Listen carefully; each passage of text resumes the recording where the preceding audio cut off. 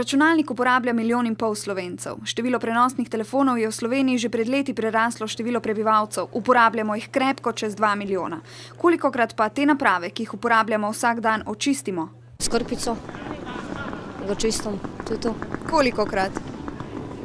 Enkrat dnevno. V bistvu sploh ne skrbim za njih, ker se mi zdi, da je bolj pomembna funkcija, kot pa čistoča tega samega predmeta. Glede na to, da z računalnikom jem, pa vse to vem, da je bolj umazano. Kaj se skriva na računalniških tipkovnicah, tablicah in pametnih telefonih, je ugotavljala britanska potrošniška organizacija Which.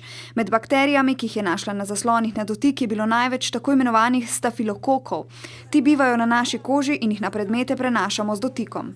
Glede teh bakterij ni potrebno biti zaskrbljena, oziroma nismo zaskrbljeni, ker je del normalne flore, seveda so pa na takšnih površinah, ki se jih dotika veliko ljudi, lahko tudi drugi povzročitelji, zdaj po zimi bolj kapljičnih nalezljivih bolezni, lahko pa tudi črevesnih, in zato se je potrebno roke po stiku s takimi površinami, ki se jih dotika veliko ljudi, oprati. Priporočljivo je tudi čiščenje zaslonov in tipkovnic. Za čiščenje takih površin so najbolj primerne krpice iz mikrovlaken, uporabljamo pa lahko tudi posebna čistila za zaslone. Tablico oziroma telefon ni priporočljivo čistiti z alkoholom, z vodo, vse, kar bi lahko poškodovalo oziroma vdrlo v napravo. Zaslone in tipkovnice bi morali očistiti vsak dan. Tiste, ki jih uporabljamo na javnih mestih, denimo v knjižnicah, pa pred vsako uporabo.